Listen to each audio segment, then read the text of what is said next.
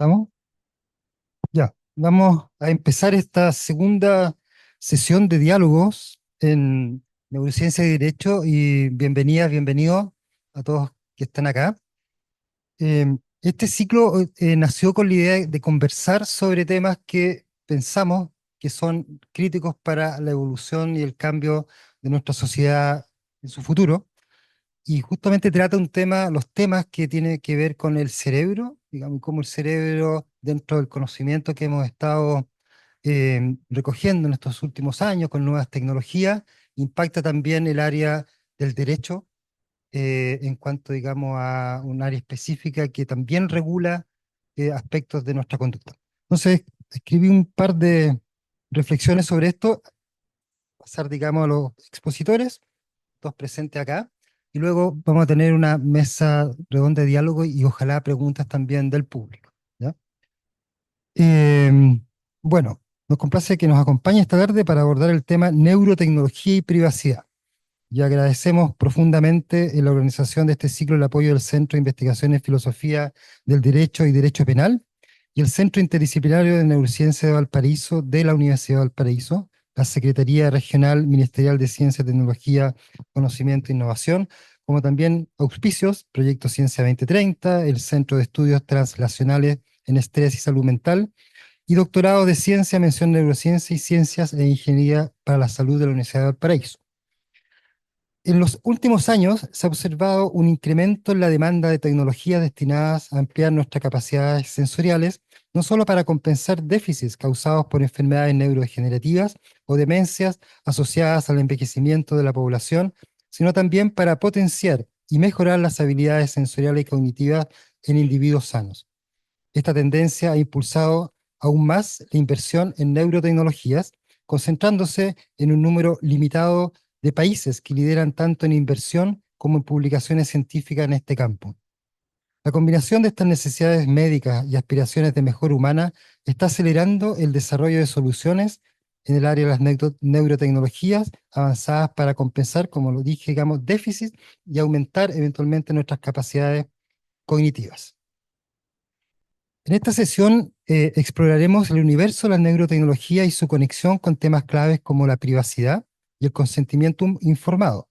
En un mundo donde el conocimiento del cerebro y sus funciones avanza a pasos agigantados, es fundamental entender no solo las oportunidades científicas que se presentan, sino también los importantes desafíos éticos y legales que enfrentamos.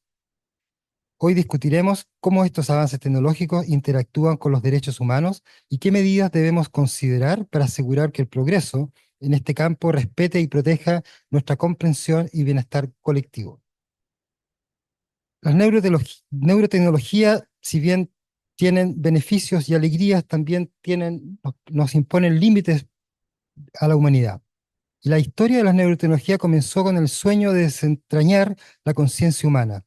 Hoy se ha convertido en un campo que de forma inesperada ha alterado nuestra vida cotidiana y la percepción de la identidad humana.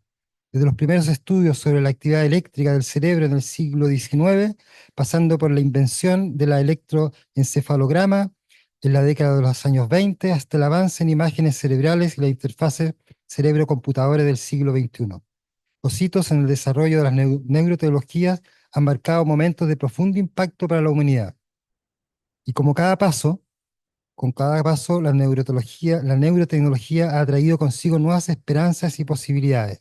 Las técnicas de neuroimagen, como la resonancia magnética funcional, nos ha permitido ver el cerebro en acción, revolucionando tanto la psiquiatría como la neurología, permitiendo diagnósticos más precisos y tratamientos personalizados.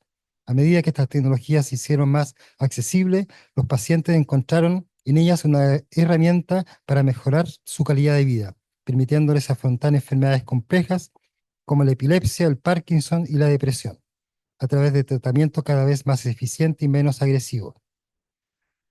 Desde sus primeros desarrollos, las interfaces cerebro-computadora, por otro lado, ofrecen a las personas con discapacidades físicas la oportunidad de recuperar tanto la comunicación como el control de su entorno. Hoy, gracias a estos dispositivos, es posible que un paciente controle un brazo robótico con solo pensarlo o incluso escriba en una pantalla sin mover un solo dedo. Este impacto que hace 20 años parecía pura ciencia ficción, hoy redefine el concepto de independencia, transformando la vida de las personas.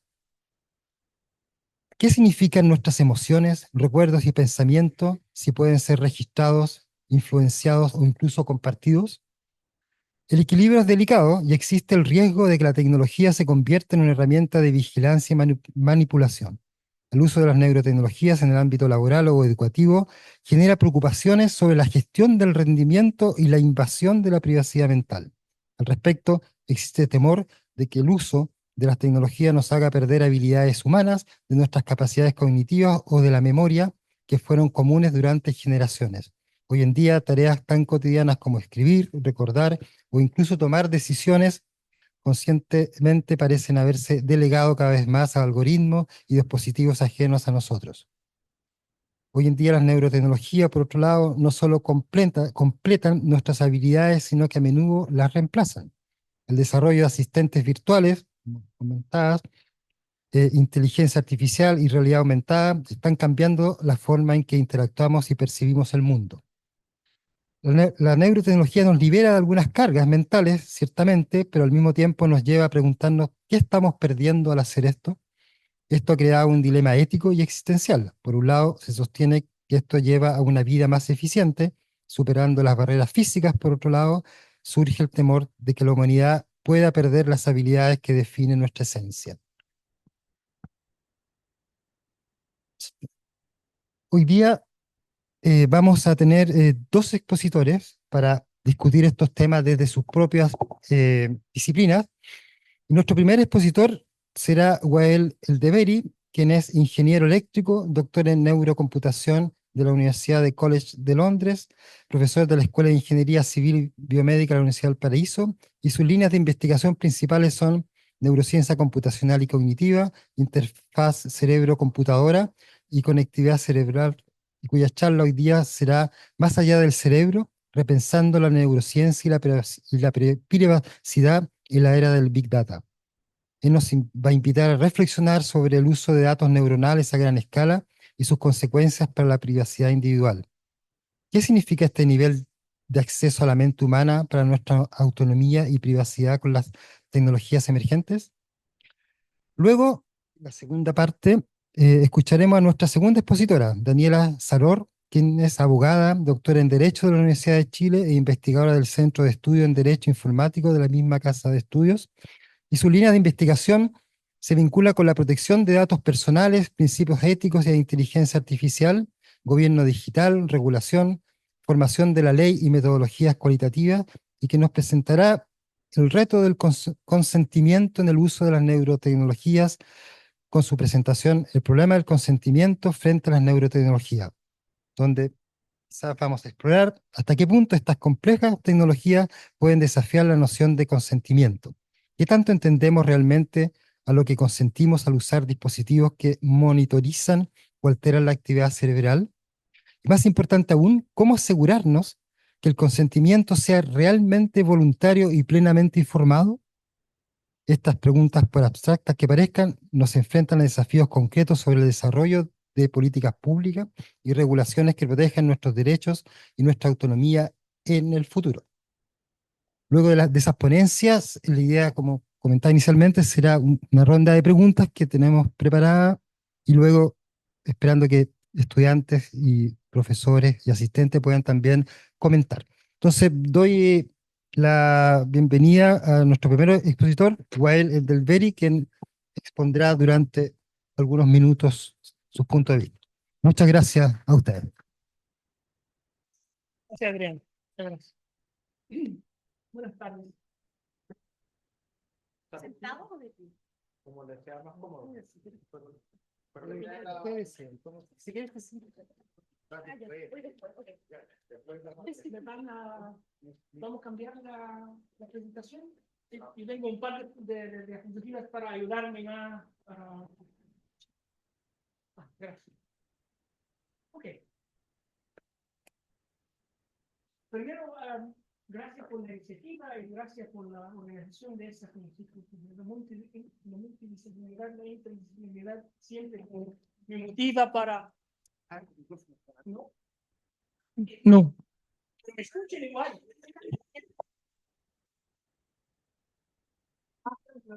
Se puede grabar igual. Sí. No se ve la cámara. Ah. Que la cámara está ahí.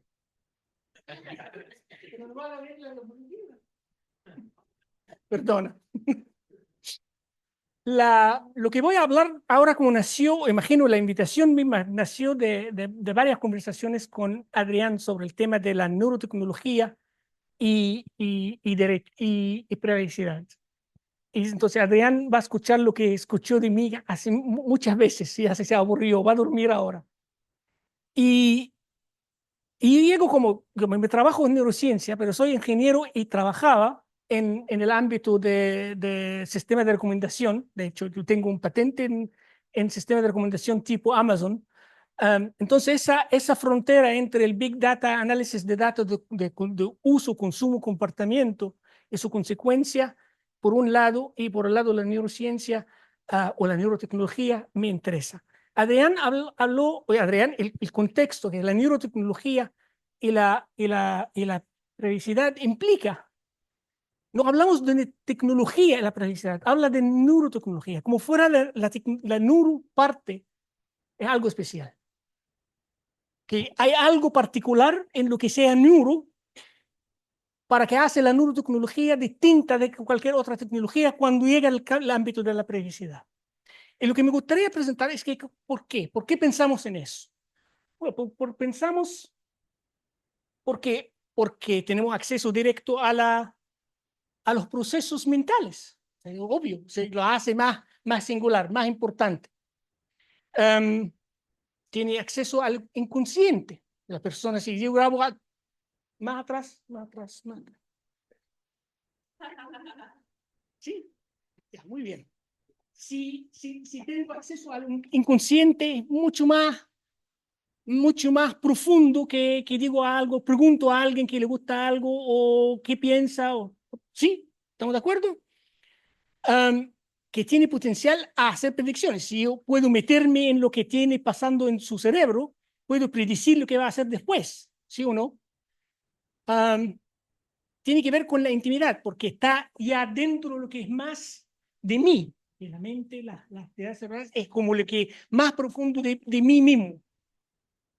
Y lo más importante, el tema de la manipulación y control. ¿Estamos de acuerdo? Sí, esa como, sí. Y podemos meternos, obvio, como hay la parte como la libertad cognitiva y la privacidad. Podemos meternos en eso como un detalle, pero por el tiempo, esos son los tópicos que no importan, ¿sí o no? Ese es nuestro miedo, vamos a decirlo así, de la parte neuro en la tecnología. Si estamos de acuerdo que eso no nos importa, también debería importarnos otras cosas.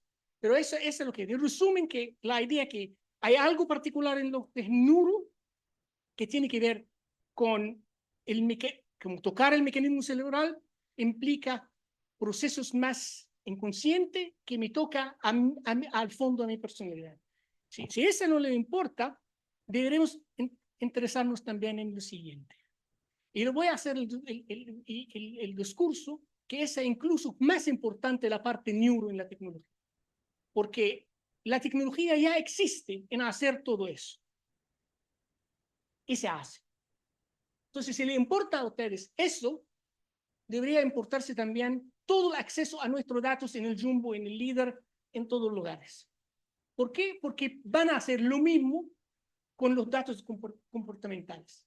El volumen de datos comportamentales que toman las empresas ahora es enorme, mucho más allá y mucho más específico de cualquier cosa que podemos lograr con datos neuronales hoy día y en el futuro, en el corto plazo.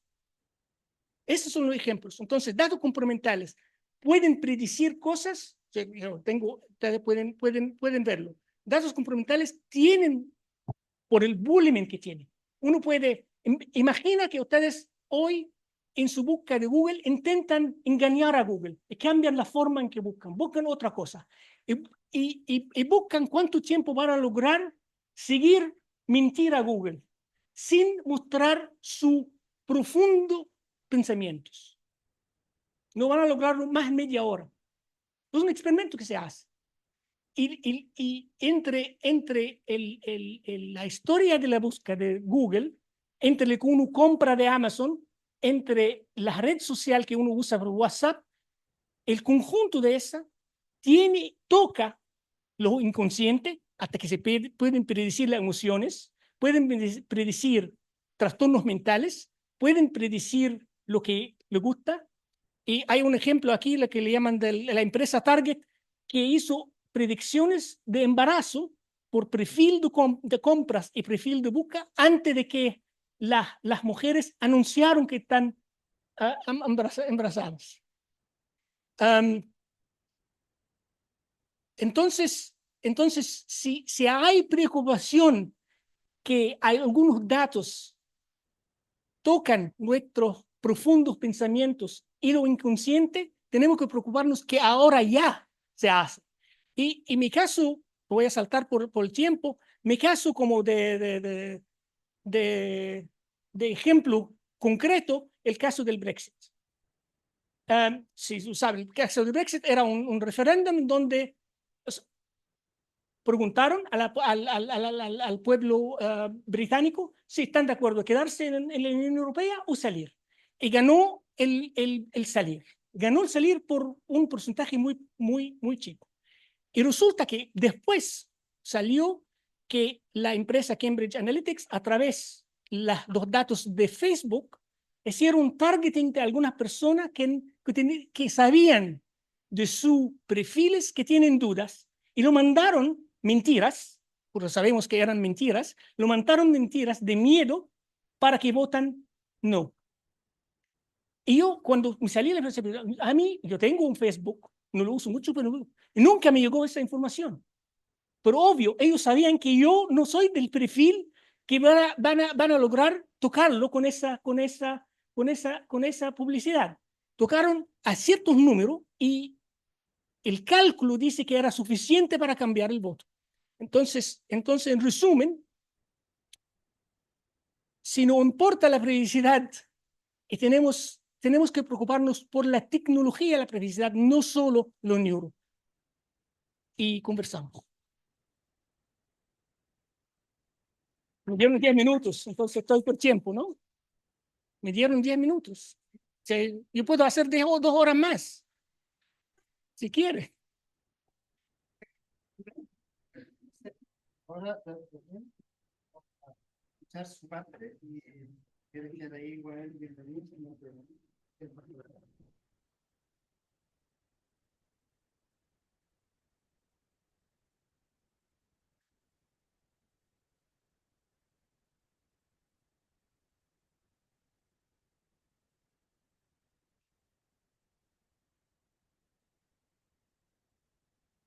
Soy buena para hablar, así que me voy a poner tiempo.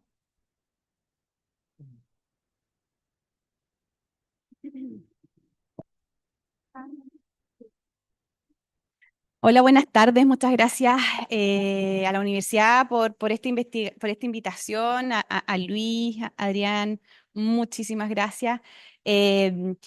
Quiero partir contándoles un poco quién soy yo. Yo soy abogada y soy académica, soy profesora asistente en la Facultad de Derecho de la Universidad de Chile y también investigadora en un lugar que se llama Centro de Estudios en Derecho, Tecnología y Sociedad de la Facultad de Derecho de la Universidad de Chile. La facultad tiene alrededor de 5 centros especialistas de medio ambiente, el mío de Derecho y Tecnología, Estudios de la Justicia, Regulación y Competencia y Derechos Humanos. Y ahí nosotros lo que hacemos es hacer investigación como avanzada y profunda sobre los temas que nos convocan a cada uno. Y quiero partir contándoles un poco cómo me aproximé a esta conversación. La verdad es que nosotros en el centro vemos pasar muchos temas a los que no les damos importancia, porque en general la tecnología tiene mucho de discurso como con exaltación y cuestiones que nosotros sabemos que no van a fluir mucho más allá. Y así como vimos pasar la conversación sobre el metaverso y vimos pasar la conversación sobre el blockchain, de repente se apareció el tema de los neuroderechos y un día llegó mi jefe a la oficina y me dijo, ya, a ver quién se va a acercar a este tema, tú, Daniel. Y yo dije, no, o sea, pataleta de por medio fue como, no, porque yo, de verdad, cero interés en esto. Y medio por accidente, digamos, terminé como transformándome en una especie de especialista jurídica en esta conversación. Em, y la verdad es que ¿cuántos abogados hay en esta sala o estudiantes de derecho? Ya, hay muchos. ¿Qué saben ustedes de neurotecnología o de neurociencia? Bueno, esa misma cara puse yo cuando tenía el proyecto de Lexo en mi escritorio, así como, bueno, ¿qué esperan de mí? Y aprovechando que yo trabajo en una universidad grande, compleja, llamé a los que saben, que era la gente de la Facultad de Medicina, y allí tuve la fortuna de contactarme con un profesor que generosamente tuvo la buena voluntad de eh, poder conversar conmigo sobre estos asuntos. Es un neurocientífico, ¿cierto?, que se dedica a la neuromodulación 24/7, ¿ya? Entonces le dije, mira, yo estudié este proyecto de ley que está en ese momento tramitándose y tengo varias dudas, pero quiero entender un poco de qué estamos hablando cuando hablamos de estos temas. Entonces lo primero que me dijo fue, mira, la neurotecnología ha avanzado lentamente, los cambios difícilmente son disruptivos, siempre se producen mejoras al margen. En ese momento, me acuerdo, estábamos en plena pandemia y Elon Musk aparece, ¿cierto?, en la prensa anunciando que esto fue el 2020, el 2021 ya íbamos a poder descargar nuestros pensamientos en un computador, qué sé yo, y esto había como ocasionado la emergencia en Chile, la urgencia por regular sobre estos asuntos. Entonces, lo primero que me dice este profesional es que, bueno, eso no iba a pasar. Y eso me dio algo de calma porque yo, si bien no tenía certeza sobre aquello, me intuía que esto también era un poco imposible que ocurriera. Y a partir de eso, después tuve de nuevo la fortuna de encontrarme con el profesor Villavicencio, con la profesora Alejandra Zúñiga, y pudimos entablar una especie como de núcleo de conversación donde fuimos como puliendo mucho más de qué hablábamos cuando hablábamos de esta regulación. Y la verdad es que nosotros fuimos voces bastante escépticas en ese momento en que la academia estaba súper entusiasmada con este tema. Ahora varios han demostrado su conversión, pero en ese momento nosotros éramos unos verdaderos como agoreros frente al entusiasmo de muchos colegas que se pusieron a escribir artículos a favor de esto y en el fondo como diríamos coloquialmente, a ponerle fichas a esta conversación.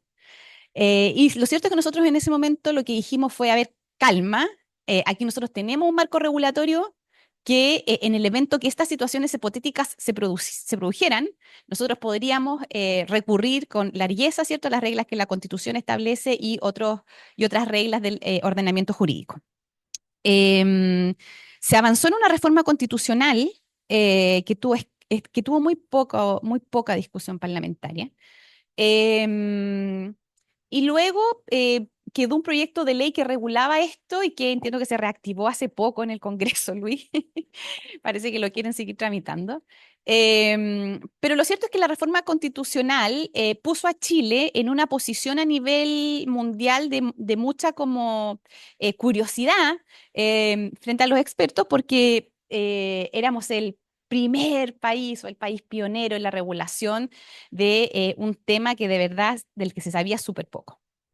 Y lo cierto es que a mí me ha tocado participar en muchos encuentros donde he tenido que explicar, pero siempre haciendo este warning previo, que yo soy una escéptica en esta conversación, de qué quisimos regular realmente. Y la verdad es que cuando a mí me toca explicar estos temas, lo primero que tengo que partir haciendo es una referencia a nuestro catálogo constitucional que vilipendiado y todo, establece un catálogo bastante extenso y expansivo de normas jurídicas.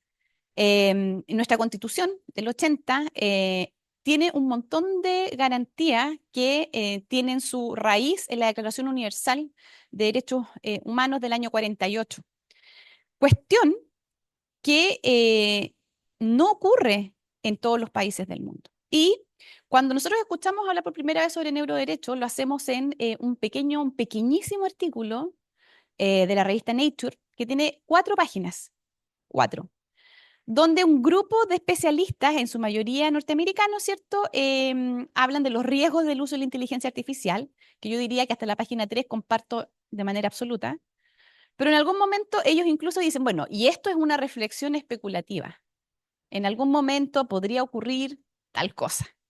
Y es esta última parte, digamos, del artículo el que se constituyó finalmente en el fundamento de toda nuestra regulación en materia de neuroderecho. Entonces uno se pregunta, cuando yo conversaba con este colega de la Facultad de Medicina, me decía, pero pero qué raro, Daniel, que colegas tan sobresalientes se hayan prestado para afirmar algo tan poco serio. Y claro, me fui pensando yo, qué hace que gente tan sobresaliente adhiera a una postura como esa? Y la respuesta está en el derecho. Estados Unidos, la democracia más antigua del mundo, tiene una constitución de 200 años, donde la privacidad no es un derecho que está garantizado. De hecho, cada vez que los tribunales en Estados Unidos fallan a favor de la privacidad, se dice que fallan en un derecho en la penumbra, porque es toda una construcción finalmente jurisprudencial que se sustenta sobre los reconocimientos a la libertad, ¿ya? Entonces, esa es una primera gran diferencia que hay entre quienes promueven su preocupación sobre estos temas, porque están en un ecosistema donde la privacidad no es una cuestión asegurada por defecto, a diferencia de un país como Chile y como buena parte de las democracias más modernas del mundo, ¿ya? Yo me voy a referir en los 5 minutos que me quedan a un trabajo que presenté para una publicación también que me invitó un profesor de acá de Valparaíso y que debería publicarse ahora a principios de año, del 2025, que es sobre el problema del consentimiento frente a las neurotecnologías. Cuando se aprobó la reforma constitucional que reconoce como estos neuroderechos, en el mundo entero se empezaron a discutir si era buena idea recoger o no estas reglas en las legislaciones internas. Y muchas de las personas que en Chile empezaron a preguntarse acerca de los verdaderos beneficios de esta regulación decían, ya, pero tampoco es para tanto porque a lo más va a ser redundante. Pero lo redundante no siempre es inocuo, ¿ya? Y una de las cuestiones sobre las que me quiero referir en este ratito es sobre la reflexión acerca de cómo un modelo regulatorio basado en el consentimiento puede generar problemas, sobre todo en el caso de aquellas personas que no están en condiciones de otorgarlo, ¿ya? Entonces, eh, bueno, ya me refería a esto, nosotros tenemos una reforma constitucional que se aprobó el año 2021 para proteger la actividad cerebral. Y esto marca el principio del debate internacional sobre este tema. Esta regulación construye todo su entramado regulatorio sobre la base del consentimiento, ¿ya? Y se pone, ¿cierto?, en la hipótesis de que más o menos uno va al negocio de la esquina a comprar neurotecnología. Y que el consentimiento que uno entregue cuando se enfrente a este tipo de prestaciones tiene que ser, como ustedes lo estudiaron en Derecho Civil, un consentimiento libre, previo e informado, ¿ya? Pero resulta que esa estructura de consentimiento tiene muchos problemas. Em, en muchos lugares del mundo donde se ha comenzado a discutir sobre este tema, han aparecido voces particularmente desde el mundo de la ciencia. Aquí quiero hacer una distinción también antes de seguir avanzando. Aquí hay dos vectores de salida de información, de flujo de información. El que saca como información de nuestro cerebro, por decirlo de alguna manera, y y los estímulos que recibimos desde fuera para que tomemos ciertas decisiones. La conversación de neurotecnología en la que yo me quiero centrar es aquella que dice que vamos a sacar cosas de nuestro cerebro, ¿ya? Porque son dos conversaciones distintas. Entonces, qué es la neurotecnología? Que es finalmente el campo donde impacta esta regulación. Es un campo de la ciencia y la ingeniería en el que se interconecta el sistema nervioso con dispositivos técnicos. Un concepto súper fácil, pero que da buena cuenta de que hay una interconexión entre el cuerpo y algún aparato tecnológico. Desde la ciencia han dicho, el problema con esta discusión es que está absolutamente contaminado y plagado de miedos y fantasías en lugar de evidencia científica en el debate regulatorio. Y eso es cierto, porque no hay ningún caso en el mundo donde se haya denunciado que haya habido una invasión a la privacidad mental. Ese caso 0 o ese caso 1 no existe. Esto es hiperespeculación. Y esto es súper relevante, sobre todo porque yo me dedico a estudiar yo hice una especialización en racionalidad de la legislación y es aquí en Valparaíso donde yo más he visto y leído debates sobre justamente calidad legislativa. Por su cercanía con el Congreso se ha producido naturalmente, ¿cierto? Un estudio mucho más pormenorizado de cómo es el debate legislativo. Y este es un caso paradigmático donde no hay evidencia de que esta invasión a la privacidad mental se haya producido, ¿ya? Y si ustedes ven, si ustedes revisan la exposición de motivos de estos proyectos de ley, se basa en dos casos que a la fecha de hoy no han cumplido su promesa, que en esa época era hacer esta descarga de pensamientos y poder generar estos mapas mentales.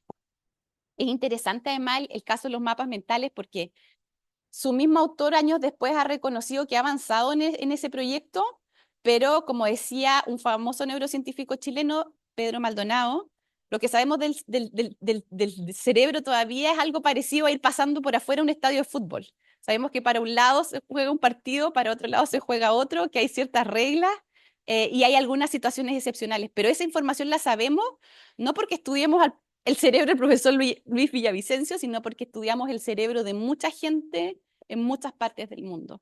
Y eso también respecto de cerebros como neurotípicos, porque los neurodiversos son otra historia, ¿ya? Y eso también es interesante.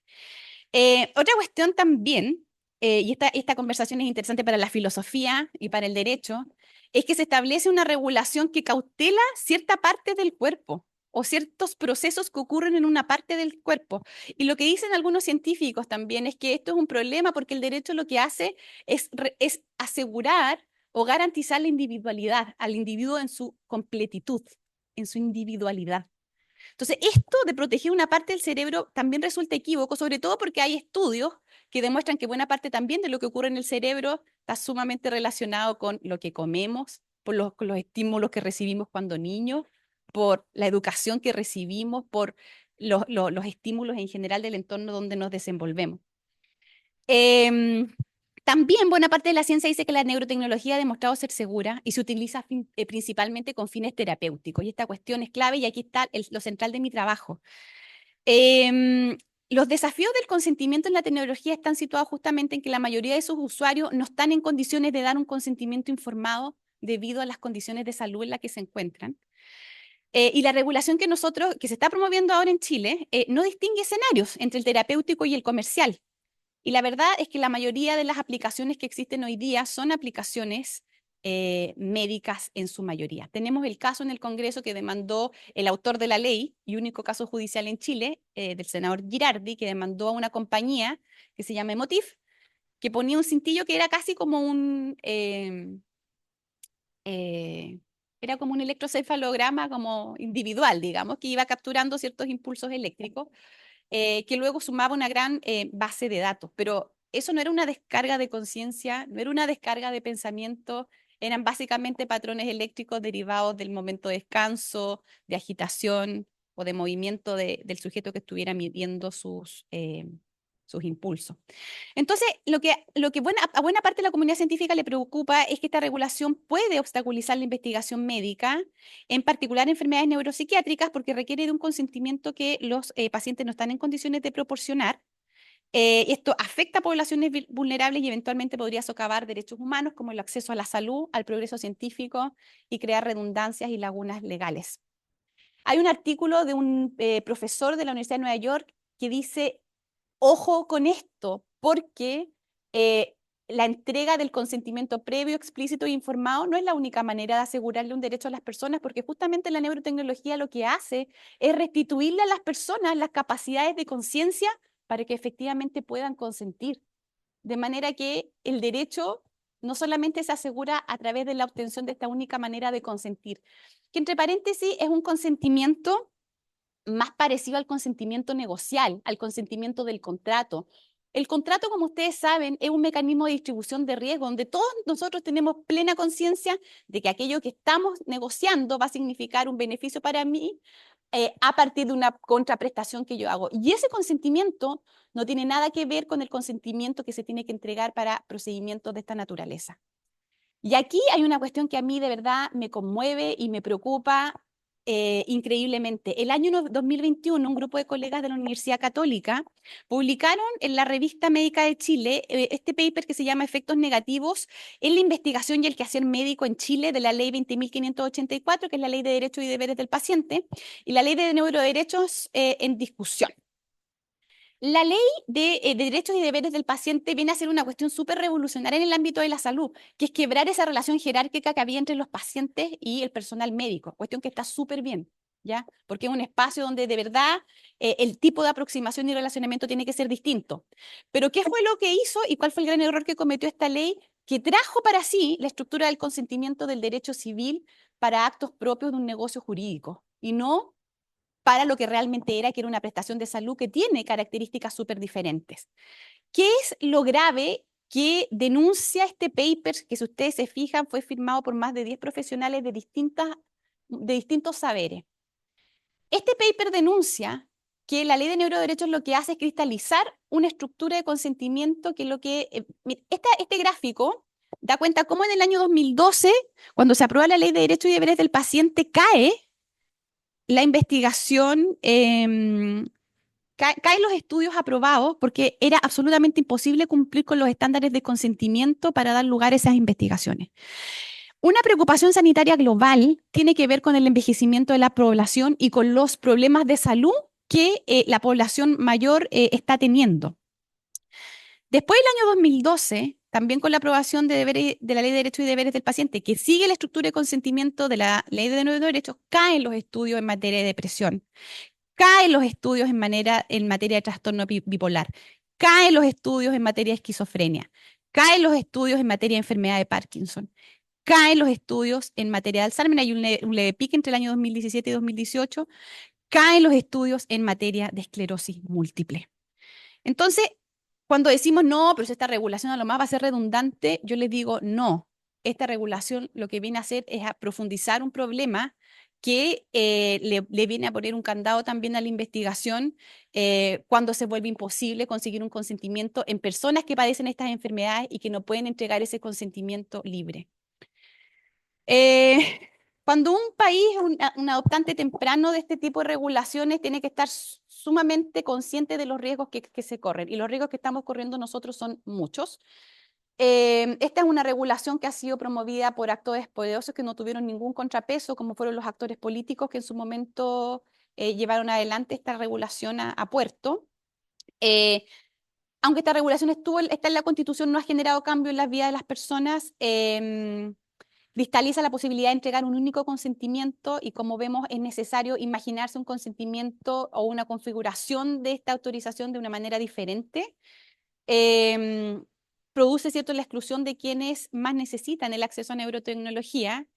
Y bueno, desde la medicina y el derecho, nosotros con varios colegas pensamos que ya los derechos existentes protegen adecuadamente a las personas de los avances tecnológicos y la aprobación de este derecho, aunque redundante, ¿cierto?, puede socavar otros derechos fundamentales. Me pasé mucho rato.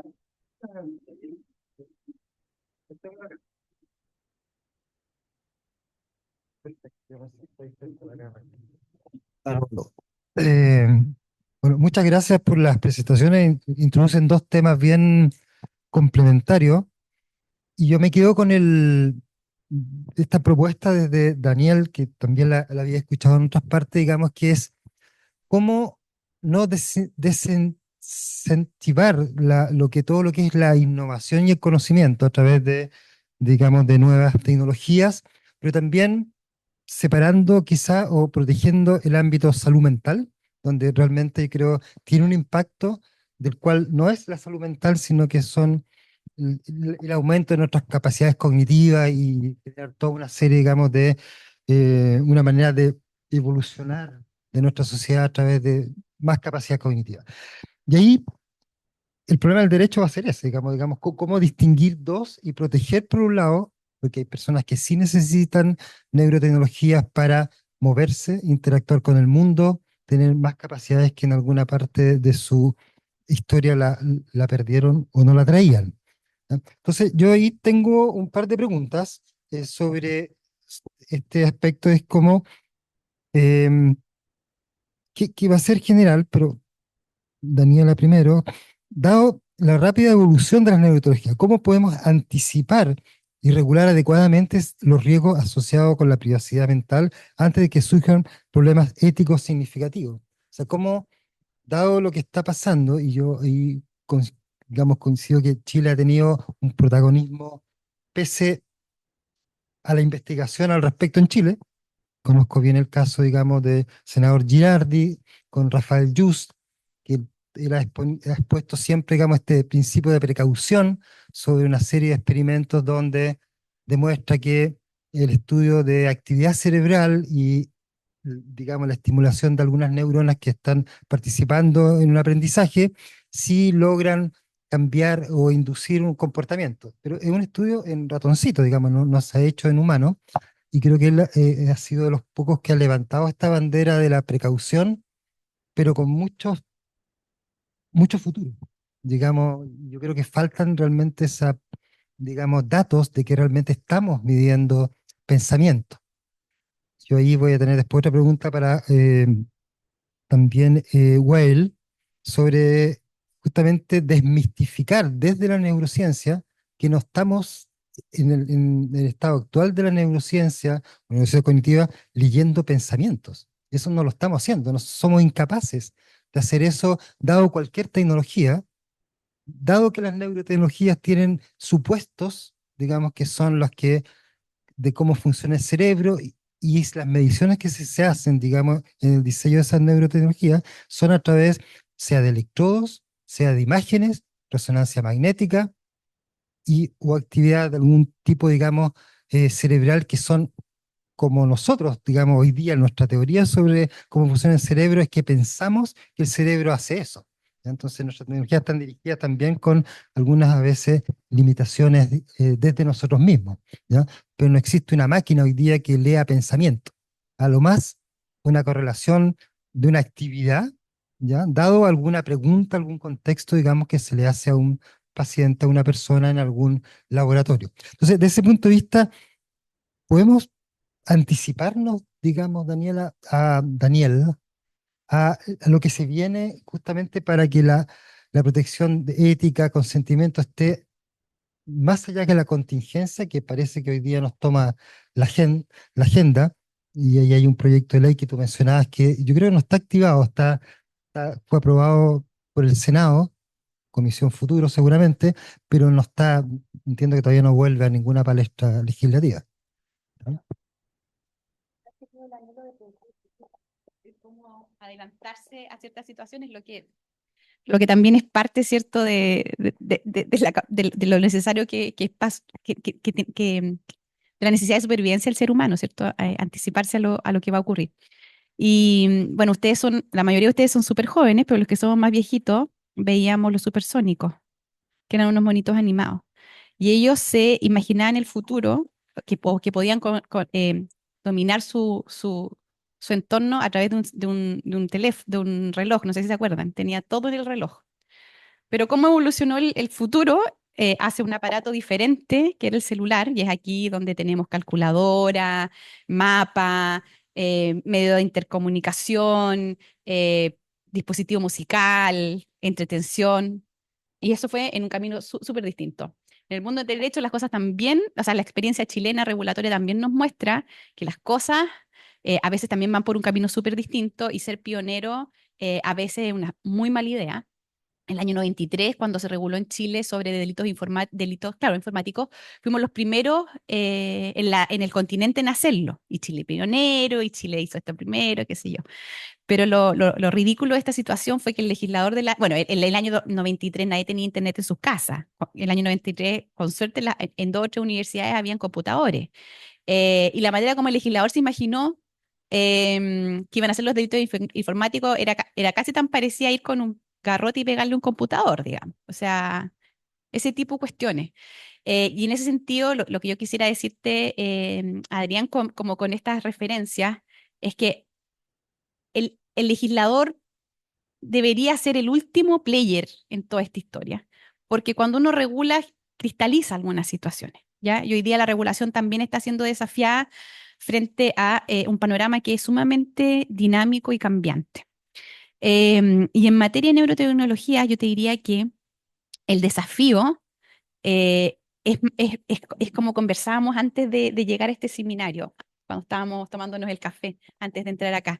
Hoy día buena parte del desarrollo del conocimiento se produce en centros de investigación, en universidades, en hospitales que son campos clínicos, docentes y asistenciales, que son espacios que están además diseñados para cumplir con estrictos controles éticos, controles cruzados, donde hay alguien que presenta un proyecto, hay alguien que lo aprueba y luego esto va a una instancia superior donde constantemente se están evaluando y revisando las distintas etapas del proceso. Y eso es lo que permite generar espacios de investigación transparentes, responsables y con rendición de cuentas. Pero hoy día el problema es que mucho de ese conocimiento ocurre fuera de los espacios tradicionalmente creadores de saber. Y allí no existen estas reglas de transparencia, responsabilidad y rendición de cuentas, por más que hagan como deliveries a la comunidad de informes de sustentabilidad y entregas de informativos, qué sé yo. Y allí puede que se produzcan espacios de avance donde uno no esté necesariamente comprendiendo el impacto de aquello que se está produciendo. Yo pensaría que más que no me gusta hablar de la privacidad con apellido, porque la privacidad o por lo menos como nosotros la enseñamos, tiene que ver con un espacio de libertad del sujeto, de su cuerpo, de su familia y de su lugar. O sea, el cuerpo, el lugar y también las cosas, ¿ya? Son como esferas de protección de la privacidad. Y en ese sentido, yo pensaría que articular un sistema de cuidado, autorización y consentimiento, pero en un esquema más complejo, es lo que terminaría haciendo prevalecer el respeto a estos derechos fundamentales. Y ahora déjame decirte algo.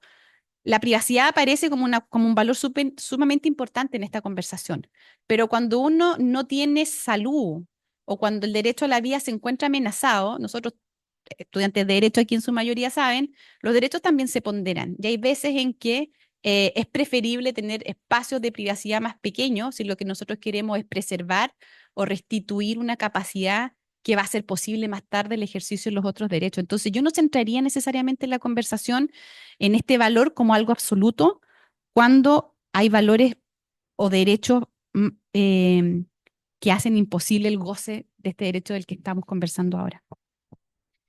Mm. Ah, creo que este funciona, ya lo dicen. Muchas gracias, Daniel, por esas precisiones y creo que nos pone en un escenario ahora, Wael, frente a cómo desde las neurociencias o la ingeniería tendríamos, por ejemplo, medidas técnicas que se pueden implementar en el diseño de neurotecnologías para salvaguardar la privacidad de los usuarios. Digamos, existe esa, desde la ingeniería, digamos, ya incluir cómo eventualmente protegemos eh, acceso a, si es que ese fuera la meta, digamos, acceso a información privilegiada de alguna manera, o simplemente no nos hacemos cargo de, digamos, de algo que es todavía un supuesto que podemos recoger pensamientos o emociones directamente de un sujeto humano, ¿no?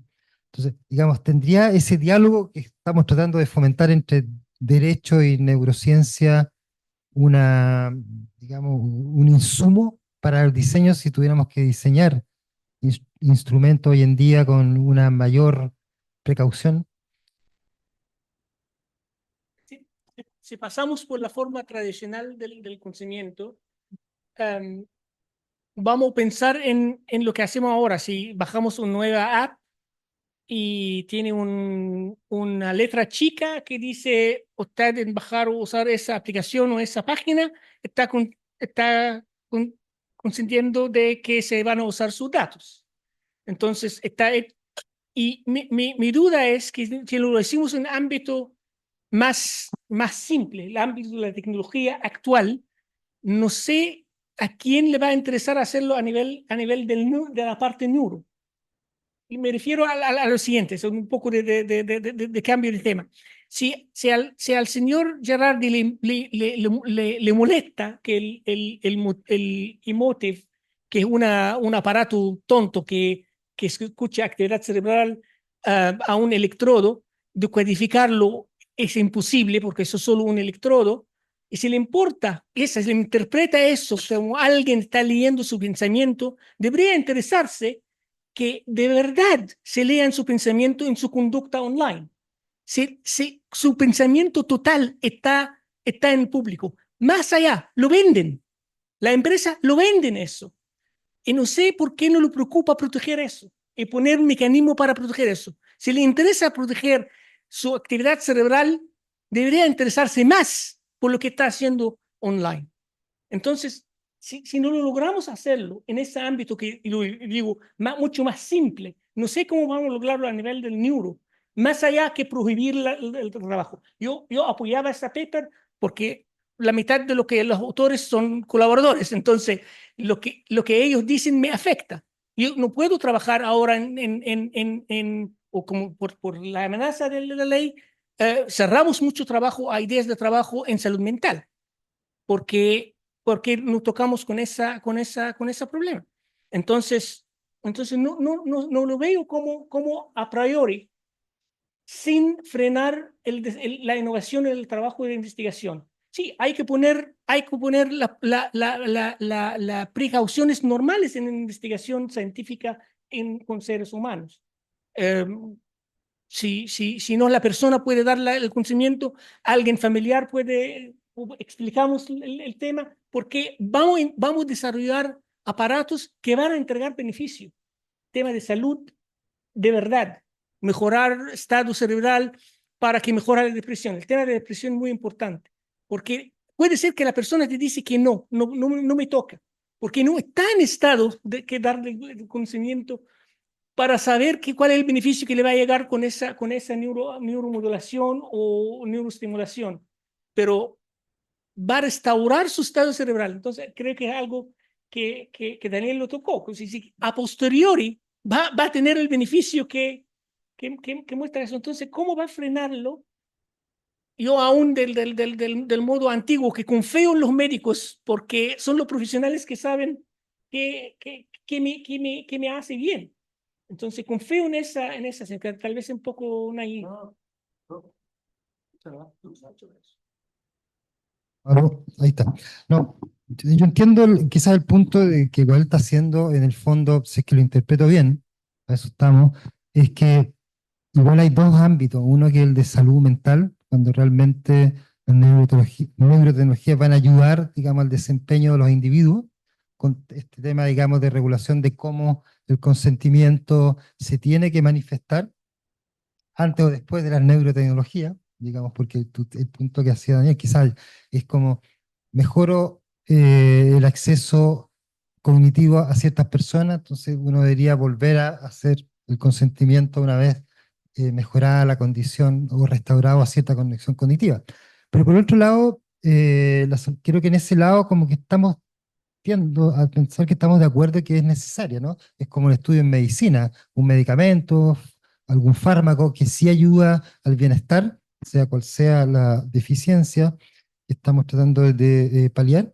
Eso es importante, pero ¿qué pasa con el otro lado? Digamos, ¿qué pasa con las neurotecnologías cuando están al servicio eventualmente del neuromarketing, que están justamente buscando lo que se llama también el área de la neuroeconomía, que es justamente ver cómo el uso de la conducta a través de estos medios de aplicaciones, de Facebook o todo tipo, digamos, de encuestas donde están, digamos, están justamente midiendo las opciones, la toma de decisiones, y eso sí que es un tema, digamos, cómo separar estos dos ámbitos. Entonces, yo por ese lado te preguntaría, Don, desde ese punto de vista más legal, ¿cuáles serían las lagunas más críticas en la legislación, no sé, chilena o internacional en cuanto a la protección de la privacidad en el contexto de las neurotecnologías? Ya ahora pensando en el ciudadano común y corriente, digamos, que no tenga estas falencias cognitivas, tratando de separar estos dos ambientes que creo que el que de salud mental casi estamos bien de acuerdo. Em, Me gustaría darme como un rodeo previo. ¿Ya? En general, em, a mí me ha tocado escuchar a muchos expertos en estos temas que terminan por poner, o sea, hablar de la necesidad de una regulación. Hay como en general una idea de que se necesita como tener algunas reglas para el juego.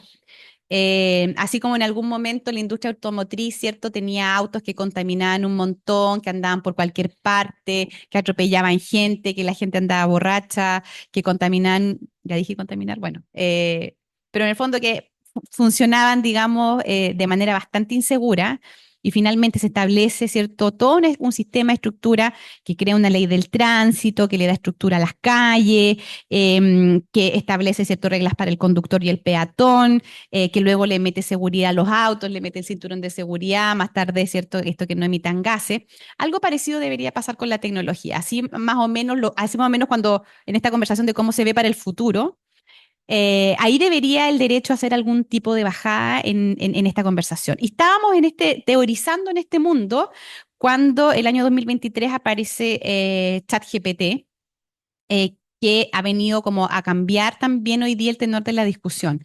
Yo no sé si ustedes saben, pero el ChatGPT era un proyecto de una organización sin fines de lucro que se llama OpenAI, que era parte de un proyecto mucho más grande que era el IA for Good, ¿ya? Y en algún momento, esto que era una ONG y una investigación, cambia su foco para transformarse en una startup con fines de lucro. Y se produce un cisma en su gobierno corporativo, porque había un grupo de personas que pensaban que este proyecto no estaba como en condiciones de ser liberado a la naturaleza, ¿ya? Por los impactos que podía tener. Finalmente ellos fueron la voz minoritaria y esto finalmente se transformó en una startup con el resultado de todo lo que ustedes ya han visto. ¿Por qué me arrimo a este ejemplo?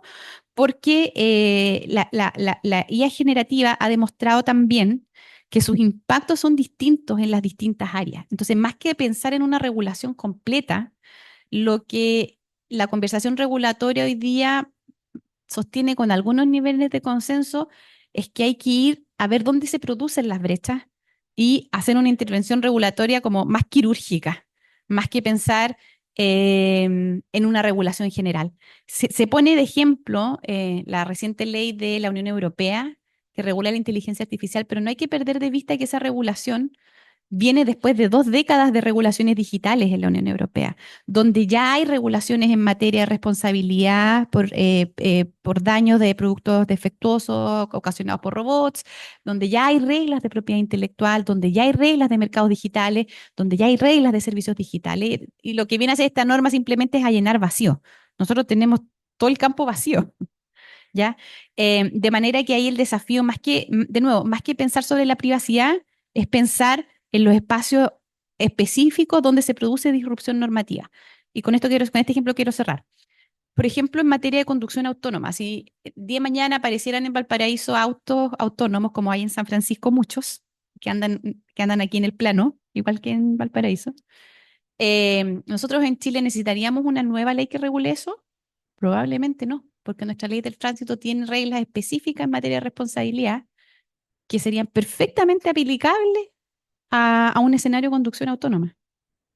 ¿Te fijas? Entonces, en ese sentido, la conversación yo diría que es mucho menos general y apunta cada vez más a situaciones específicas que eventualmente podrían requerir o no intervención del legislador, o ni siquiera el legislador, sino que a nivel infralegal. Pensemos hoy día, nosotros en Chile ya tenemos conducción autónoma en la minería.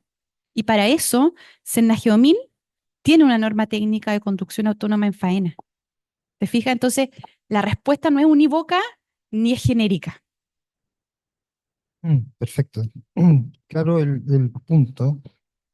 Yo creo que en este fondo me tocó hace poco ver una revisión de una revista que va a salir un artículo pronto, se llama Nature Review, justamente sobre este tema de los neuroderechos en América Latina.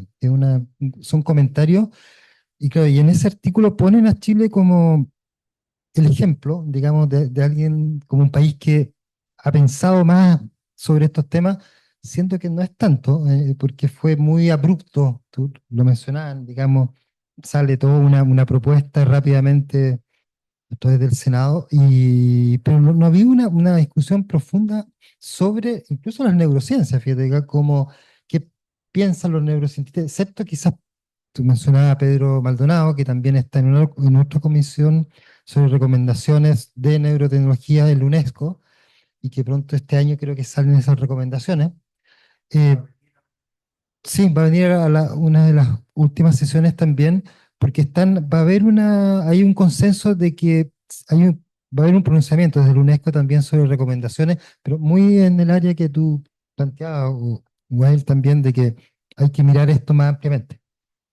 Igual yo voy a volver con una última pregunta, después voy a pasar el micrófono también al público de, mm, de hacerse cargo también desde la ingeniería. Yo vuelvo a ese punto, digamos, de cómo estamos realmente desmistificando qué estamos haciendo hoy día con mediciones de actividad cerebral. O sea, digamos, el mundo cree que estamos estudiando pensamiento, que todas las personas son iguales, siendo que la historia del desarrollo cognitivo desde que uno nace es propia, es única. Por lo tanto, necesitaríamos casi un decodificador por persona, cosa que, se imaginan, o sea, tendríamos ese asistente que tú decías al lado. Entonces, digamos, preguntando eso, digamos, hagámonos cargo desde la ingeniería. ¿Hay riesgos, digamos, de algún día intervenir o estar al tanto, digamos, de nuestros pensamientos? Que hay estudios que ahora, que hay estudios ahora que pueden decodificar actividad cerebral, sí existen, en un modo muy estrecho, en el sentido que pueden leer actividades cerebrales y dicen que está pensando en manzanas o está pensando en queso. Pero esa llega a través un proceso de aprendizaje de la máquina muy largo. Toman muchos datos personalizados. No puedes tomarlo de una persona y aplicarlo a la otra. Entonces, por el momento es muy limitado y muy personalizado. La máquina aprende el patrón de ondas cerebrales de una persona y luego dice, ya, decodifica eso y dice que está pensando en tal cosa. Esa hasta ahora el alcance de, si alguien de mis colegas aquí, que si alguien sabe algo más avanzado de eso, me enseñan. Si esa va a avanzar para que sea más específico, no lo veo, porque sabemos que los datos cerebrales no son específicos, que hay uno de los problemas de la neurociencia, que no es hay un mapeo uno a uno entre el mundo externo, entre la representación interna. Entonces, tomar los datos cerebrales y hacer esa ingeniería al revés para inferir qué implica eso, es un desafío fuerte y va a demorar mucho tiempo hasta que logramos que sea algo cerca de que sea específico. El problema es si el riesgo es más de la interpretación. Si supongamos que hay patrones correctos y que cualquier otro pensamiento va a ser afuera de eso, para mí es más problemático que el riesgo de leer el pensamiento de alguien. Esa pasa ahora, vuelvo de nuevo a los patrones de conducta. Ahora esa pasa en los perfiles de Facebook y del WhatsApp. Si hay una suposición de hay un perfil normal de conducta de preferencias y que cualquier cosa afuera de esa distribución se alerta por algo raro. Entonces esa toca el problema de la libertad. Si no podemos pensar, no podemos expresarnos en manera totalmente libre online, porque esa va a sonar alarmas si está fuera de la norma. Para mí es mucho más problemático que riesgo leer el pensamiento de manera directa. Mm. Vale, muchas gracias, Well, y creo que ahora vamos a ofrecer el micrófono para quien quiera hacer preguntas. Ah, ahí apareció un micrófono. Iba a llevar este. Aquí quizás su Perdón, nombre y... Juan Enrique Sánchez, economista. La pregunta es para usted. Me pareció aberrante lo que contó respecto a la salida del Brexit de Inglaterra. Eh, es muy grave lo que pasó ahí porque fue la diferencia de votaciones entre el sí y el no fue muy pequeña. Es tan grave esto, este señor Johnson que vino a Chile y para mí un payaso, fue el primer ministro de Inglaterra, junto con el señor esto pasó con el señor Cameron, que fue primer ministro de Inglaterra, que fue una promesa de campaña hacer una elección del Brexit. Él no estaba de acuerdo con el Brexit, pero cumplió. Y a mí me parece, pero absolutamente aberrante, que a través de fake news hayan afectado a la población que votó de un lado para el otro. ¿Por qué es grave? porque Inglaterra era parte de la Comunidad Económica Europea, con todas las implicaciones que tenía desde el punto de vista de defensa, de moneda, de unión aduanera. Y si ustedes piensan ustedes, en el mundo global, en el orden mundial de las grandes potencias, hay que fortalecer estas comunidades. Hoy día se está formando una gran comunidad, por un lado, de China, Rusia e India, y por otro lado está Estados Unidos, con Europa. Y si ustedes están disgregando Europa, la están tratando de achicarla, es gravísimo. Entonces, a mí me parece desde afuera uno que debería buscarse una fórmula que esto no suceda, esto de los fake news, porque esto es un desastre, es un cáncer al sistema mundial. Eso me inquietó. Por eso yo me gustaría preguntar a la colega aquí si hay una norma de hacer ese nivel de protección. Si estamos, ese sueño de proteger al neuro, la parte neuro. Pero digo, si hay suficientes datos que lean el pensamiento sin meterse en el cerebro. ¿Ese no debería protegerlo? ¿Y cómo lo protegemos? Bueno, el caso del Brexit es interesante por este vector contrario, digamos, en el fondo, cómo desde los estímulos externos yo provoco decisiones en el ser humano y que son también los desafíos de los asistentes. Una colega en este viaje que conversábamos decía, mi temor es que los alumnos se pongan tontos el día que hagan todo con un asistente. Y claro, el tema en el caso del Brexit es bien como... es un ejemplo que nosotros siempre damos a propósito de las filtraciones y los tratamientos indebidos de datos personales que hacen los gigantes tecnológicos. En este caso, Facebook tenía este contratista, que era Cambridge Analytica, y toma esta información y la usa indebidamente y hace un tratamiento de esta información para el que no tenía legitimación y se hace a espalda además de los propios titulares del dato. Y el titular del dato que navega o navegaba por Facebook pensando que no estaba pasando nada y que ese era su espacio seguro, estaba siendo bombardeado por, como el profesor señalaba, por información que había detectado producto de sus patrones de navegación, que era un votante indeciso. Y al ser un votante indeciso, también los ingenieros que son campeones en esto, así hicieron cálculo en el fondo de qué porcentaje de esos votantes indecisos podían ser convencidos a través de publicidad más o menos intensiva para en el fondo capturarlos hacia una opción de voto. Y ahí, una de las cuestiones y ahí la conversación de protección de datos personales fue un momento en que se le subió mucho el volumen también por lo mismo, porque hoy día buena parte de la información de las personas, como lo dice el profesor, que tienen que ver con nuestros patrones de navegación, nuestros patrones de intereses, están dejando una huella digital acerca de quiénes somos, de lo que pensamos, y que son cuestiones de repente de las que ni siquiera nosotros mismos estamos tan conscientes. El caso que ponía el profesor, ¿cierto? De esta niña, que también es como estereotípico para explicar estos casos, que tenía miedo de estar embarazada y a partir de esto se pone a buscar información en línea y a ver cuánto cuesta la ropa de guagua y los pañales. Y resulta que la perfilan y le llega a su casa esta como mar de ofertas para alguien que está embarazado y el padre descubre esto y va a reclamar. Y resulta que la chica se va a hacer el examen de embarazo. Costco es la empresa que le hizo la publicidad, ¿no? Creo que ellos fueron. Y resulta que la niña va a hacerse el test de embarazo y está embarazada. Entonces, hay cuestiones que incluso nosotros no sabemos de nosotros mismos, pero el perfilamiento es capaz de no predecirlo, sino que en base a las probabilidades, ¿cierto?, generar una especie de resultado que a uno lo llega hacia ciertas preferencias. Entonces, en países como Chile, donde no hay protección de datos personales, se acaba de aprobar una ley que está en el Tribunal Constitucional y que trae una vacancia de 2 años, nosotros seguimos un poco en el mismo estado en que estaba el Brexit. O sea, en que estaba, perdón, Reino Unido cuando corre el Brexit, donde las reglas eran de verdad muy poco claras respecto de cuáles eran los límites dentro de los cuales podían operar estas compañías. Y la conversación es harto más pedestre y menos sofisticada. Es una cuestión de protección de datos. Hasta dónde yo puedo hacer tratamientos de información y luego inferir resultados a partir de ello. Perfecto. ¿Preguntas? Gracias a los expositores. Tengo un montón de preguntas, pero me voy a tratar de de autorregular, no mucho, pero un poco.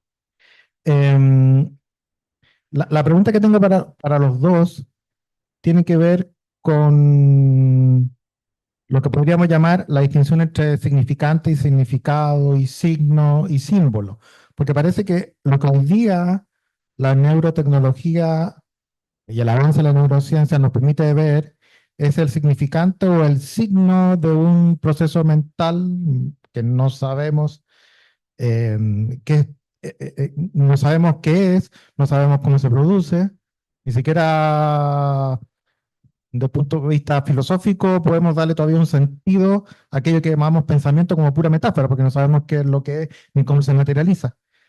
Entonces la pregunta específica es, ¿hay un salto cuántico, por así decirlo, entre el signo, la evidencia, esa zona del cerebro que se ilumina o lo que sea, y el significado de esa zona que se ilumina? Y además, para que los resultados a los que lleguemos generen alguna precisión, entiendo yo además que requieren de la cooperación y de alguna manera como del consentimiento expreso de la persona que está siendo objeto de esa dinámica. Por lo tanto, también resulta ahí contradictorio porque sin la cooperación el experimento no funciona, porque tiene que haber ciertos marcadores para saber qué diantre estaría pensando la persona. Y entonces ahí el problema, no hay ningún problema con el consentimiento, porque sin consentimiento no hay posibilidad de rastrear nada. Y eso también se vincula con el caso artificial que inventó el ex senador Girardi a propósito del dispositivo, que es absurdo porque él consintió el uso del dispositivo. Entonces no tiene ningún sentido. Entonces, o sea, la pregunta específica es, eh, esa distinción entre signo y símbolo, significante y significado, la podemos, con el actual desarrollo de la neurociencia y la neurología, la podemos seguir manteniendo establemente o no? Porque esa puede ser una pregunta que es relevante para el derecho y para la filosofía cuando pensamos sobre estos temas. Esto es como mi pregunta para ti. Y bueno, tú también puedes decir algo. Un momento, tengo como 10 preguntas. A Daniel, más específicamente, si pudiera darnos más detalles respecto de la distinción entre el consentimiento, digamos, traído de la teoría de los contratos al consentimiento en entornos terapéuticos. ¿Mm? ¿Cómo debería ser ese consentimiento específicamente en entornos terapéuticos? Que tiene que ver muy bien con lo que tú mismo destacaste respecto de la ley de deberes de derecho del paciente, que ha sido un desastre para el efecto de la investigación clínica, por la confidencialidad total de las fichas clínicas, la imposibilidad de trabajar sin que haya consentimiento expreso, caso a caso, lo que hace muy difícil la investigación. Yo sé que eso ha generado problemas severos precisamente de avances que además buscan la recuperación de los propios pacientes y nuevos tratamientos. ¿Cuáles podrían ser las bases de esa distinción? Y a propósito de eso también, ya que nuestro legislador tiene una cierta debilidad por la trivialidad, Chile fue uno de los primeros países que prohibió la clonación humana también, y ahí está una ley que supuestamente nos hizo sentir orgullosos y pioneros en el mundo, que no sirve absolutamente para nada. La ley de delitos informáticos también es un buen ejemplo, una ley que tampoco hoy día tiene mucho sentido. Entonces, un poco hay que también reflexionar en ese punto respecto de cómo, y esto puede ser útil para la gente que no es de derecho, de cómo el derecho no debe ser la primera respuesta a los problemas, sino probablemente la última siempre, porque el derecho tiende a anquilosar las situaciones. Si el derecho se entromete, por ejemplo, en el desarrollo científico, así sin más, así como un elefante que entra a una cristalería, lo único que va a lograr es retroceso y no beneficio. Que a propósito del Brexit, por esa razón, más bien esa cuestión hay que regularla en el ámbito de la protección de datos personales. Pero dejen a la libertad de expresión tranquila, porque si el derecho se mete en ese punto, el remedio va a ser peor que la enfermedad. Entonces, esas como dos cosas para ti, Daniel, y esa pregunta para ti? ¿Podemos seguir tranquilos o esa barrera se va, se está difuminando? Gracias.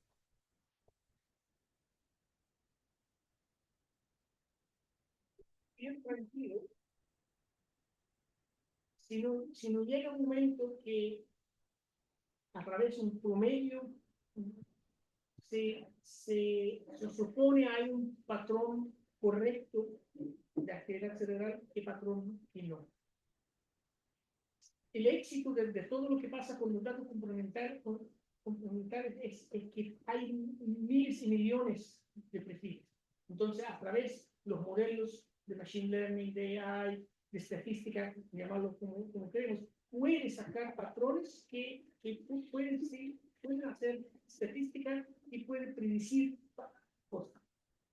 Esa ahora a nivel cerebral, corrige Adrián, no existe porque lo que medimos, en general en la ciencia, lo que medimos casi nunca es una medida directa del fenómeno que estamos observando. Siempre tenemos una huella del fenómeno, el fenómeno es siempre oculto. En nuestro trabajo como científicos es hacer inferencia del mecanismo que está atrás. Decir inferencia significa que estamos poniendo un modelo. Y como sabemos en la física, todos los modelos son incorrectos, algunos sutiles. Entonces, el hecho que siempre estamos haciendo una ingeniería al revés, como solución inversa, para inferir el proceso atrás, implica que nunca vamos a tener la precisión, porque es un modelo. Pero, si agregamos datos de miles y millones de personas y sacamos un patrón y dice, ahora es algo normativo, para mí es donde sea peligroso. Más allá de la protección, más allá de los derechos, ¿sí? Vamos a establecer normativa de actividad cerebral como normativa de conducta online. Esto es una proyección más o menos del mismo fenómeno por medio de otros mecanismos, de otras tecnologías. Respecto del problema jurídico, el consentimiento, es interesante porque siempre que tengo como estas dudas, trato de conversar con gente que sepa más que yo. Así que ahí mi interacción útil la tuve con una de mis mejores amigas que es profesora de Derecho Civil, justamente. Entonces, ella me decía, mira, lo virtuoso del derecho civil es que seguimos estudiando derecho civil porque incluso hasta hoy nos entrega respuestas que permiten adaptarse también como al cambio de los tiempos, a propósito de la disrupción normativa. Hay veces en que es más bien artificial esto de que nos faltan reglas. Y la gracia del derecho civil es que también hay escalas, escalas por decirlo de alguna manera, de habilitantes para ejercer ciertos actos de voluntad. Si uno piensa, por ejemplo, en los menores de edad no dan un consentimiento, lo que reciben es una autorización para hacer ciertas cosas. Entonces, uno podría hacer la interpretación por analogía e imaginarse que una persona que no está en condiciones físicas o mentales para recibir, por ejemplo, un tratamiento en base a neurotecnología, lo que va a habilitar su acceso a ese tipo de terapia es una autorización de sus tutores o responsables, ¿ya?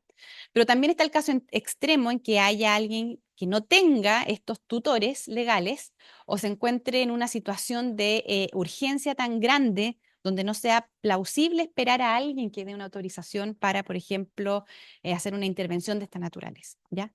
Entonces ahí claramente lo que aparece, ¿cierto?, es la reflexión en torno a la idea de que no hay una respuesta unívoca. Probablemente si yo soy una persona sana mentalmente, pero con algún deterioro físico, voy a estar en condiciones donde el consentimiento clásico va a ser el habilitante para yo acceder a ciertas terapias. Pero luego tenemos un abanico de posibilidades donde el consentimiento pierde relevancia porque la mayoría de las personas que van a necesitarlo van a necesitar otro tipo de habilitante legal para poder acceder a esta tecnología. Eso es algo en lo que yo no profundizo en este artículo porque las condiciones editoriales eran muy escasas, pero agradezco tu pregunta porque es una línea, digamos, donde yo además pensaría que no es el legislador de nuevo el que tiene que decir algo, sino que eventualmente es la regla infralegal, la norma técnica, la que está en mejores condiciones de definir cuáles son las hipótesis e irlas ajustando en el caso que aparezcan nuevas. Exactamente, nosotros lo que veíamos en este artículo que yo les mostraba es que hoy día además las distintas patologías que afectan la actividad como cerebral también hacen que cada una de ellas tenga como estándares específicos de tratamiento porque una persona que tiene depresión, por ejemplo, puede estar en su intervalo lúcido cuando consintió, pero de repente en la mitad del tratamiento puede estar en la época del bajón y en realidad se encuentra en pésimas condiciones de seguir y válidamente también puede decir que no sigue con un tratamiento, por ejemplo. ¿Ya? Eso es lo primero que quería decir. ¿Y la segunda pregunta tuya cuál era?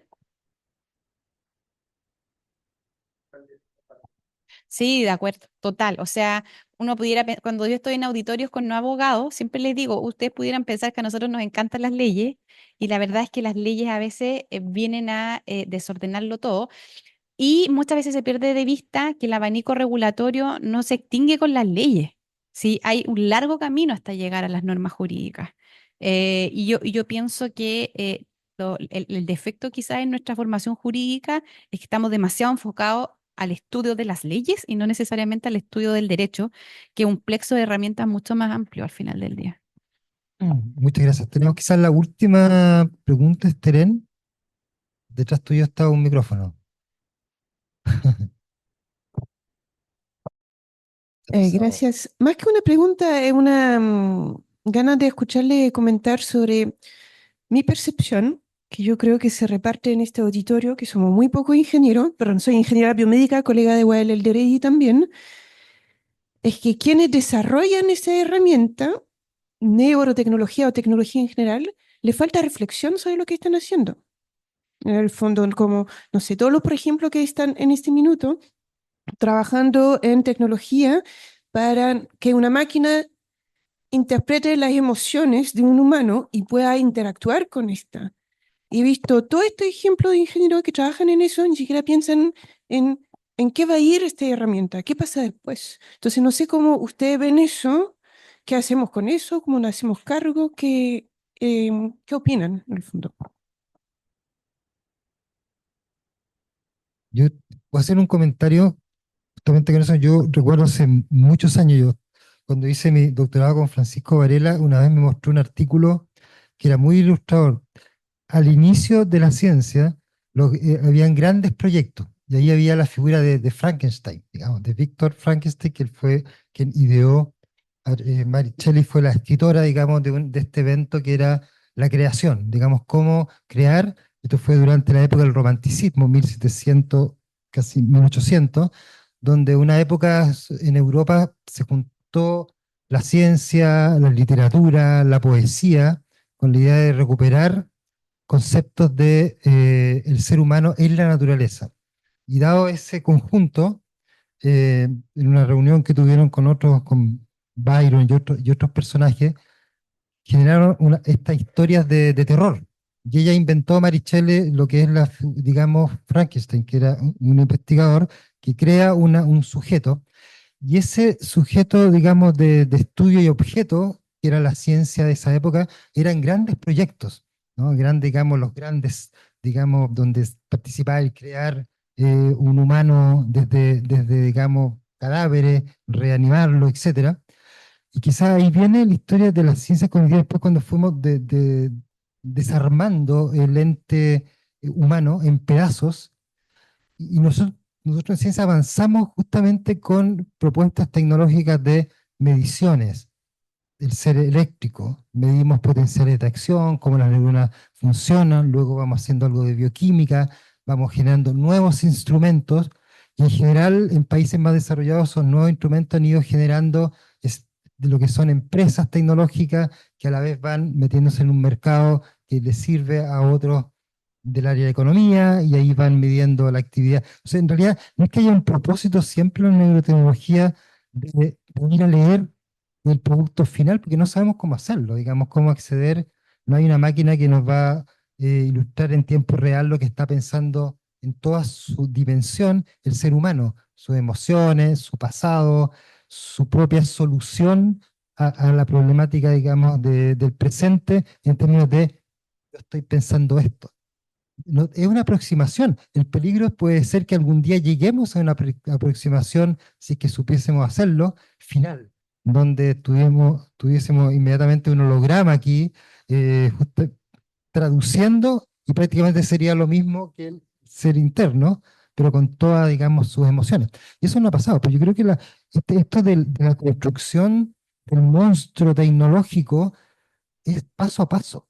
Ahí viene el miedo, digamos, estamos en un desfases, digamos, bien importante entre lo que realmente se puede hacer y esta, digamos, ampliación mediática de la inteligencia artificial, de todo eso. Entonces yo creo que ahí tenemos un problema de sociedad, ¿ya? Nos estamos anticipando lo que no es presente, pero a través de esta amplificación, digamos, de los políticos que están por algún interés, digamos, amplificando esto, estamos cayendo en problemas que le estamos pidiendo al derecho, manifiéstese, y generen ley, estamos con problemas. Pero del lado de la neurociencia no lo estamos viendo así. Yo quisiera agregar a las palabras de Adrián. Yo creo que voy a ponerme como ejemplo, digamos, este es un tema que no tiene nada que ver con nuestro dominio, digamos, con lo que estudiamos los abogados, pero que obliga finalmente a salirse del derecho y a relacionarse con otros saberes. Y a mí tengo 20 historias más que puedo contar en que me salí del derecho, aprendí otras cosas y luego cuando vuelvo al ejercicio de mi profesión, vuelvo mucho más enriquecida. Y yo pienso que es un desafío también para las universidades en Chile, para la academia en general, lograr estos flujos de conocimiento en las universidades. Yo estudié en la Universidad de Concepción, yo soy abogada de la Universidad de Concepción, que es una universidad que tiene un campus. Entonces nosotros hacíamos mucha vida de campus. Era muy fácil encontrarse con profesionales que estudiaban otras disciplinas. Y la universidad propiciaba mucho además esos encuentros. La Universidad de Chile es inmensa, una universidad súper prestigiosa, pero es una universidad también donde la experiencia, digamos, de interconexión de saberes se hace difícil porque físicamente no estamos juntos. Yo no sé cuál es la realidad de ustedes. ¿También están separados? Entonces, eso también es un desafío grande. ¿Perdón? Ah, la escuela de Derecho. Pero bueno, eso es lo primero que quería decir. Como quizás a tu comentario, fortalecer siempre como parte de los proyectos la necesidad de tener gente que no piense el problema desde la perspectiva profesional de uno. El valor de la interdisciplina ahí yo creo que siempre deja más que lo que resta. Y la segunda cosa que quiero decir es que también lo mencioné en mi presentación, hoy día, a pesar de esto, digamos, a pesar de este problema de las universidades en que no se convoca necesariamente a todos los saberes, las universidades siguen siendo el lugar donde se convocan los saberes. Y hoy día la amenaza está en que la investigación se saque de las universidades, que son lugares heterogéneos por esencia, y se lleve a estas grandes corporaciones que son homogéneas y que en el fondo tienen el ejercicio predominante de un área del saber que es solo la ingeniería. Yo estuve en Stanford la semana pasada y solo vi hombres en el campus. En algún momento me salí de la reunión, fui al baño y estaban estos típicos como diarios murales donde se publican los seminarios y congresos y fui mirando cartel por cartel y solo habían hombres en su mayoría asiáticos e indios, de speaker en los paneles y no vi mujeres, no vi mujeres. ¿Ya? Entonces, la sociedad es compleja por los saberes que desarrollamos, pero también por quienes las formamos, por los orígenes que tenemos, y esas miradas, esos puntos de vista generan algo que se llama inteligencia pertinente, ¿ya? Hay gente que es muy buena en su ejercicio profesional porque ha estudiado muchos años una disciplina, pero también hay gente que vive los espacios y tiene un conocimiento pertinente que no necesariamente el científico tiene, ¿ya? Entonces, puede sonar cargante, puede ser más lento, puede ser más caro, eh, pero todo eso genera una contribución en términos valóricos, yo creo, muy superior a un resultado que es el que las universidades todavía promueven y yo creo que nunca deben claudicarlo, digamos, porque ahí está justamente el valor de lo que se hace en estos espacios. Gracias, Daniela. Y no, ahora tú cierras. Ahora, no, porque hay que cerrar igual. En la gran mayoría del descubrimiento científico no sabemos el fin.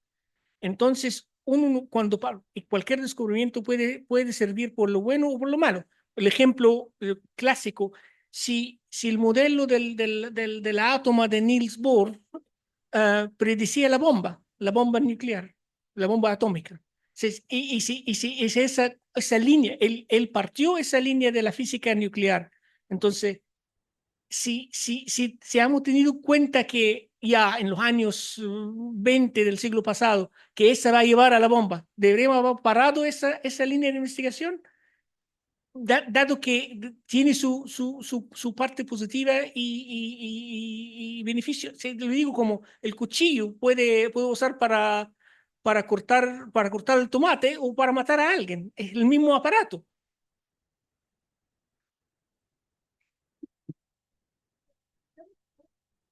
Y no sabe a priori.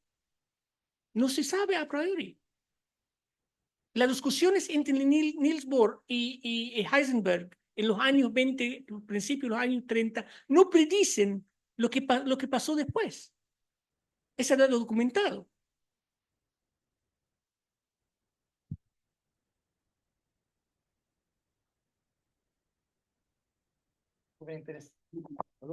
Bueno, yo creo que con eso vamos a tener que cerrar, no, estamos ya en la hora. Así que muchas gracias a todo el mundo, a nuestros expositores, Daniel y Wael, y los esperamos próximo mes con la nueva sesión de este ciclo. Así que muchas gracias a todos los presentes.